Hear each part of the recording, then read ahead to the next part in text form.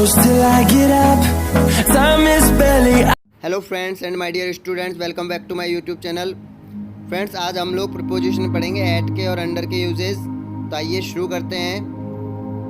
देखिए फ्रेंड्स, सबसे पहले एट। फ्रेंड्स, एट का मतलब होता है पर या फिर में, ठीक है। इसका सबसे फर्स्ट जो रूल है वो देखिए, छोटे शहर, छोटे गांव, कस्बों तथा जो हमारा एड्रेस होता है, एड्रेस बताने के लिए, पता बताने के लिए हम किसका यूज़ करते हैं? एट का यूज़ करते हैं। तो देखिए example, I live at Mahesh Nagar in Jaipur. जब आपको मैंने इनका यूज़ बताया था तो वहाँ मैंने आपको बताया था बड़े राज्य, बड़े देश, बड़े शहर, उनके आगे क्या लगता है? इन लगता है, ठीक है। और जो छोटे होते हैं उनके आगे क्या लगेगा? एट लगेगा। ध्यान दें, तो जयपुर बड़ा है इसलिए इसके आगे लग गया, देखो इन। और महेश नगर क्या है? एक कॉलोनी का नाम है, तो छोटा है इसलिए यहाँ पे क्या लग जाएगा? एट। जैसा कि रूल में बताया गया है कि छोटे शहर, गांव, कस्बों तथा एड्रेस के पहले क्या लगता है? एट लगता है। They live at golf club road new Delhi. They live at golf club road new Delhi. तो ये एक एड्रेस बता दिए, कहाँ रहते हैं भाई? कहाँ रहते हैं? गोल्फ क्लब रोड पे, नई दिल्ली में, ठीक है। तो ये क्या है? एड्रेस हो गया। और ये एड्रेस के लिए भी हम क्या लगाएंगे? एट का यूज़ करेंगे। आगे देखिए, he lives at Adarsh Nagar in Gangapur city. He lives at Adarsh Nagar in Gangapur city. तो देखिए, गंगापुर सिटी बड़ा हो गया और आदर्श नगर हो गया छोटा। गंगापुर सिटी की एक कॉलोनी, एक नगर हो गया आदर्श नगर, ठीक है। तो ये छोटा है इसलिए हम इसके आगे लगा देंगे छोटे राज्य, छोटा कस्बा, शहर, इनके आगे लगाते हैं हम एट, ठीक है ना। उसके बाद गंगापुर सिटी हो गया बड़ा, तो इसके आगे हम क्या लगाएंगे फिर? इन। यदि गंगापुर सिटी और सवाई माधोपुर की बात करते तो हम लोग सवाई माधोपुर के आगे, यदि सवाई माधोपुर और राजस्थान की बात करते हैं तो फिर हम लोग इन लगाते राजस्थान के आगे और सवाई माधोपुर के आगे लगा देते एट। जब दो अपने स्थान दे रखे हो, ठीक है, तो बड़ा जो स्थान होगा, एक सेंटेंस में दो स्थान दे रखे हो, दो सिटी वगैरह दे रखे हो, तो उनमें जो बड़ी होगी उसके आगे इन लगाएंगे और जो छोटा होगा उसके आगे क्या लगा देंगे? एट लगा देंगे, ठीक है। तो ये तीनों एग्जाम्पल इसके समझ लें। सेकंड में देखिए, अब हमारा जो नेक्स्ट रूल है, पॉइंट ऑफ टाइम, निश्चित समय बिंदु के लिए हम लोग यूज़ करते हैं किसका? एट का। निश्चित समय बिंदु। फ्रेंड्स, निश्चित समय बिंदु में आपको बता देता हूँ, घड़ी का टाइम। क्या? घड़ी का टाइम कितने बजे? तो बजे वाला जो टाइम होता है 3 बजे, 5 बजे, 10 बजे, इनको हम बोलते हैं ओ क्लॉक। 3 o'clock, 5 o'clock, 10 o'clock, इस तरीके से, ठीक है। तो क्लॉक वाला ही बोलते हैं। और एक होता है अपने AM और PM, 10 AM, 9 PM, ठीक है। तो ऐसे जो ये टाइम होंगे वो होंगे हमारे पॉइंट ऑफ टाइम, निश्चित समय बिंदु होंगे। इनके आगे हम लोग क्या लगाएंगे? एट का यूज़ करेंगे, ठीक है। एग्जाम्पल देखिए इनके, he will come here eight 4 PM। He will come here, वह यहाँ आएगा। कब आएगा? 4 PM। तो देखिए 4 PM AM वाला जो टाइम होगा उसके आगे जब आपको लगाने के लिए बोला जाए इन, ऑन, एट में से, तो क्या लगाओगे आप लोग? एट लगाओगे, ठीक है। 4 PM AM PM के आगे हम क्या लगाते हैं? एट लगाते हैं। और ओ क्लॉक के आगे भी क्या लगाते हैं हम लोग?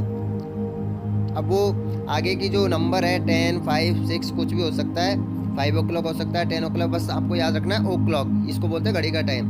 तो इसके लिए बजे, ठीक है। तो इनके आगे हम क्या लगाएंगे? एट लगाते हैं। आई गो टू बेड, मैं सोने के लिए जाता हूँ। कब जाता हूँ? एट 10 o'clock, 10 बजे। कब?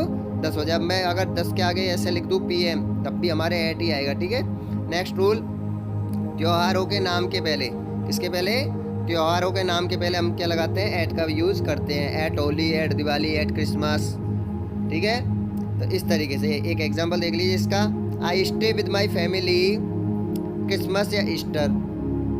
मैं मेरे परिवार के साथ ठहरता हूँ किस पर? एट क्रिसमस या ईस्टर। है क्रिसमस दे दिया, क्रिसमस का त्यौहार होता है। क्रिसमस के त्यौहार को हम लोग ईस्टर बोलते हैं। मैंने आपको पहले बताया था क्या होता है, ईसाइयों का एक दिन होता है, तिथि होती है, ठीक है। तो इसमें देखिए यहाँ पे हमने क्या लगा दिया? एट लगा दिया। फ्रेंड्स, अगर इस जगह क्रिसमस की जगह पे होली दिवाली आता ना, तब भी हम लोग क्या लगाते? एट लगाते। नेक्स्ट रूल है हमारा, दिशा प्रदर्शित करने के लिए। किसको प्रदर्शित करने के लिए?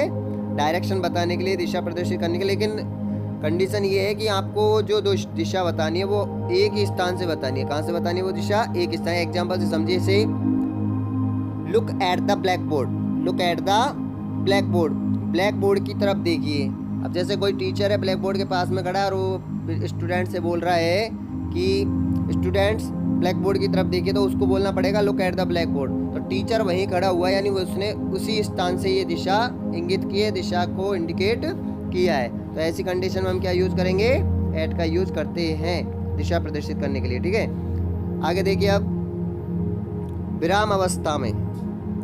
विराम अवस्था में सामान्यतः जब कोई वस्तु किसी दूसरी वस्तु के आसपास हो, कहाँ हो वो, आसपास हो, अर्थात किसी वस्तु की पोजीशन एकदम स्पष्ट नहीं हो रही हो।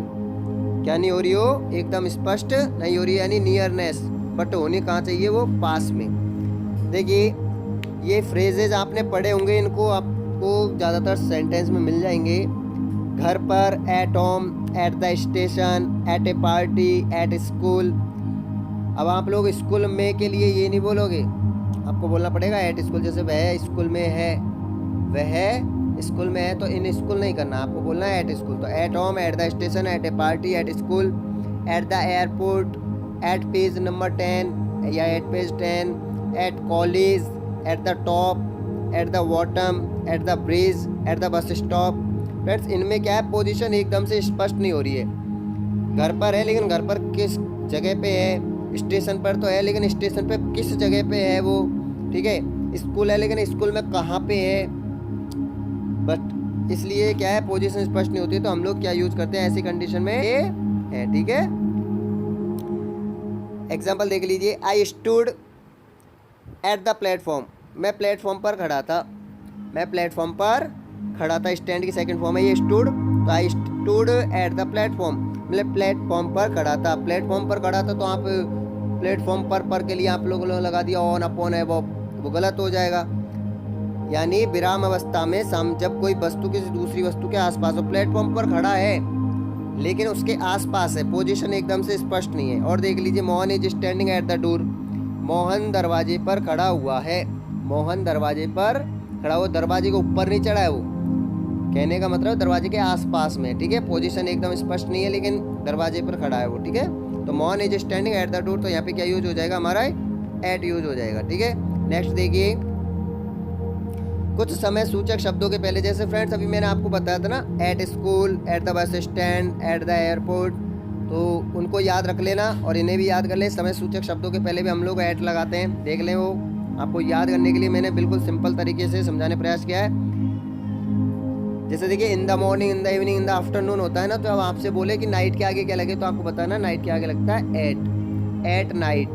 ठीक है, at dusk, at twilight, at moment और at bed time. Friends night को आप लोग जानते हो, डस्क का मतलब होता है फ्रेंड्स सूरज छिपने का जो टाइम होता है उसको डस्क बोलते हैं। ट्वाइलाइट यानी होती है फ्रेंड्स गोधूली वेला, यानी संध्या होने से पहले का थोड़ा टाइम, उसको ट्वाइलाइट ये बोलते हैं। यानी गोधूली वेला का मतलब उस जिस समय गाय वगैरह अपने घर पे लौट रही होती है, तो ट्वाइलाइट बोलते हैं। तो इनके आगे एट लगता है। एट द मोमेंट इसके आगे लगेगा, एट बेड टाइम सोने का जो टाइम उसके आगे एट लगेगा। आफ्टरनून नहीं है फ्रेंड्स, आफ्टरनून होता तो इन लगाना पड़ता है, इन द आफ्टरनून, ये है नून केवल। नून यानी होती है दोपहर और आफ्टरनून यानी होती है दोपहर बाद, तो एट नून हो जाएगा। एट मिडनाइट मध्य रात्रि एट लग जाएगा। सनसेट, सनसेट यानी वही सूर्यास्त का समय। एट लंच टाइम, ये आप लोग याद रख लें, लंच टाइम और डिनर टाइम, लंच टाइम और डिनर टाइम, इनके आगे हम लोग क्या लगाते हैं, एट लगाते हैं। ठीक है, ये लंच टाइम और ये हमारा डिनर टाइम। और वीकेंड सप्ताह के अंत में, तो इसके आगे हम लोग क्या लगाएंगे, एट लगाएंगे। और ये DAWN, DAW फ्रेंड्स मीनिंग को याद रख लेना, DOWN नहीं है बिकॉज वो हो जाएगा डाउन, डाउन यानी नीचे। ये है DAWN, डाउन, डाउन यानी होती है उषा काल, भोर का समय, सुबह का जो समय होता है ना, मतलब 4, साढ़े 4, 5 बजे के समथिंग वो टाइम होता है भोर का समय, उषा काल जिसको बोलते हैं। ठीक है, एट डे ब्रेक सनराइज सूर्योदय का समय एट लग जाता है। इसके आगे भी डिनर टाइम मैंने आपको बता दिया, प्रेजेंट के आगे एट प्रेजेंट बोला जाता है और सेम टाइम के आगे क्या लगाया जाएगा, एट लगाया जाएगा। तो इनको आप लोग याद रख लेना, स्क्रीनशॉट ले लेना जिससे आप लोग याद रख सको। तो ये आपको याद रख लें। परंतु निम्न सूचक शब्दों के पहले एट के स्थान पर क्या आता है, इन आता है। कौन कौन से वो मैंने आपको पहले ही बता दिया, in the morning, in the evening, in the afternoon, but इनके साथ में क्या लगेगा, एट लगेगा। ठीक है, याद रखना है आपको ये। देखिए अब नेक्स्ट जो हमारा रूल है, कीमत, दर, चाल को व्यक्त करने के लिए भी हम लोग एट का यूज करते हैं। कीमत, दर और चाल को व्यक्त करने के लिए हम किसका यूज करते हैं, एट का यूज करते हैं। जैसे कि देखिए एग्जांपल से rice sells at 5 rupees per KG. Rice sells at 5 rupees per KG, यानी चावल बिकता है या चावल बेचा जाता है 5 रुपये प्रति किलोग्राम के दर से, 5 रुपये प्रति किलोग्राम की दर से, ठीक है ना। तो एक तरीके से ये क्या हो गई, इसकी दर बता दी इसने। नेक्स्ट है ही गॉट दैट, उसने इसे प्राप्त किया या इसे खरीदा या इसे लिया, दैट बुक यानी इस किताब को। तो ही गॉट दैट बुक, उसने ये किताब ली है कितने रुपए में। अब देखिए फ्रेंड्स, मैंने आपको बताया कीमत, ये क्या है, रेट, यानी जहाँ पे RS रुपीज़ का लिखा रहेगा ना 50 रुपये में, कितने रुपये में, 50 रुपये। तो ऊपर वाले एग्जाम्पल में आपने क्या पढ़ा था, दर 5 रुपीज़ पर केजी, यानी 5 रुपये पर किलोग्राम के हिसाब से चावल बिकता है। और यहाँ पे क्या पढ़ रहे हो आप लोग, आप पढ़ रहे हो कीमत। किसी चीज़ की कीमत बताने के लिए आप लोगों को ऐट का यूज़ करना होता है। तो उसने यह किताब, उसने वह किताब कितने में खरीदी, 50 रुपये में खरीदी, 50 रुपये में मिली। The car is running at 60 kilometre per hours. चाल, ये क्या है, चाल है, स्पीड।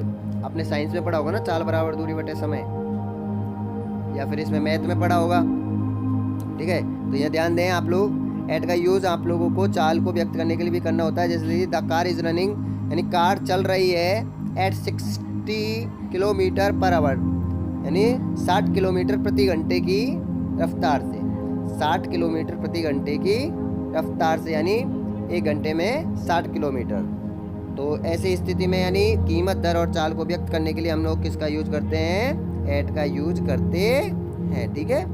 आगे देखिए अब नेक्स्ट रूल है हमारा, उम्र या एज को व्यक्त करने वाले शब्द के पहले भी हम लोग एट का यूज करते हैं। जैसे कि देखिए उम्र या एज, ध्यान रखना, my grandfather died at the age of 70। मेरे दादाजी 70 साल की उम्र में मर गए।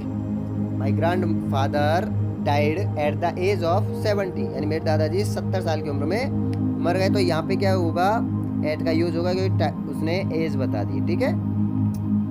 और देखिए जज रिटायर्ड एट 65। जज 65 साल की उम्र में रिटायर होते थे, तो जज रिटायर्ड एट 65, जज 65 साल की उम्र में रिटायर होते थे, तो ये एज हो गई 65। ही गॉट मैरिड एट 27, उसने शादी कर ली थी 27 साल की उम्र में। तो ये क्या है, एज को व्यक्त कर रहे हैं, तो इनके आगे हम क्या लगाएंगे, एट लगाएंगे। नेक्स्ट देखिए ईमेल एड्रेस बताने के लिए भी हम लोग एट का यूज़ करते हैं, ये आप लोगों ने पढ़े होंगे। कोई भी जीमेल आईडी हो चाहे ईमेल आईडी हो, कोई भी हो, उन आईडी में जब हम लोग यूज करते हैं वहाँ एट लगाना पड़ता है। Please email me at ABC, अब जो भी है यहाँ पे कोई ईमेल आईडी बताई नहीं, चाहे जो भी ईमेल आईडी होती है आप लोगों की, तो उसको ईमेल आईडी से पहले यदि आपको, जैसे इसने बोला है प्लीज़ ईमेल मी, कृपया करके मुझे ईमेल करें, किस पे ईमेल करोगे, तो उसने ये एड्रेस दे दिया, ईमेल एड्रेस, लेकिन इस ईमेल एड्रेस से आगे क्या लगा दिया, प्रीपोजिशन एट, ठीक है। और देखिए नेक्स्ट, दक्षता या कमी के लिए हम लोग क्या है, एट का यूज़ करते हैं। He is good at science, he is good at science, वह विज्ञान में अच्छा है, तो ये उसकी दक्षता हो गई, क्या हो गई उसकी ये दक्षता। He is good at science, विज्ञान में क्या है वो अच्छा है, ठीक है। कमी भी होगी तब भी हम लोग एट का यूज़ करेंगे। I am good at translation, मैं अनुवाद करने में अच्छा हूँ, या मेरा ट्रांसलेशन है वो बहुत अच्छा है, ठीक है। तो इस स्थिति में हम क्या लगाएंगे, एट, यानी ये मेरी हो गई दक्षता। और देखिए she is poor at language, यानी वह भाषाओं के ज्ञान में क्या है, खराब है, उसकी अंदर भाषाओं की कमी है, यानी वह भाषाओं को अच्छे से सीख नहीं सकता है, उसको भाषा अच्छी ढंग से नहीं आती है, तो वो क्या हो गई, उसकी कमी हो गई, ठीक है ना। तो इस तरीके से क्या है, दक्षता या कमी वाले जो सेंटेंस होते हैं उनमें भी हम लोग जब प्रीपोजिशन यूज करना हो तो हम क्या यूज करेंगे, एट यूज करते हैं, ठीक है। कुछ सुपरलेटिव डिग्री होती है, उनके साथ भी सुपरलेटिव जो वर्ड होते हैं उनके साथ भी हम लोग एट का यूज करते हैं। जैसे देखिए लिस्ट, इसके आगे हमको बोलना पड़ता है at least, at most and at the worst. Worst क्या है फ्रेंड्स, सुपरलेटिव डिग्री, किसकी सुपरलेटिव डिग्री है, वेड की, वेड वर्स्ट वर्स्ट, बुरा उससे बुरा और सबसे बुरा, ठीक है, एट द वर्स्ट। तो फ्रेंड्स वो तो हो गया हमारा एट का यूजेज। अब देखिए अंडर, अंडर का फ्रेंड्स हिंदी अर्थ होता है नीचे, दूसरा अर्थ आप लगा सकते हो निर्माणाधीन। तो देखिए जब कोई वस्तु किसी वस्तु के नीचे हो या उसकी कहाँ हो, छाया में हो। वस्तु के नीचे हो या उसकी क्या हो, छाया में हो, तो हम लोग किसका यूज करते हैं, अंडर का यूज करते हैं। जैसे देखिए, a farmer was sleeping under a tree, एक किसान पेड़ के नीचे सो रहा था। एक किसान एक पेड़ के नीचे सो रहा, तो देखिए पेड़ के नीचे, वैसे बिंदी अर्थ आ रहा है नीचे, तो हम लोग क्या यूज करेंगे, अंडर का यूज करेंगे। The cat is sitting under the chair, the cat is sitting under the chair, बिल्ली कुर्सी के नीचे बैठी हुई है। बिल्ली कुर्सी के नीचे बैठी हुई है, तो देखिए कुर्सी के नीचे तो किसी वस्तु के नीचे है ना, इसलिए हम क्या यूज करेंगे, अंडर। ठीक है।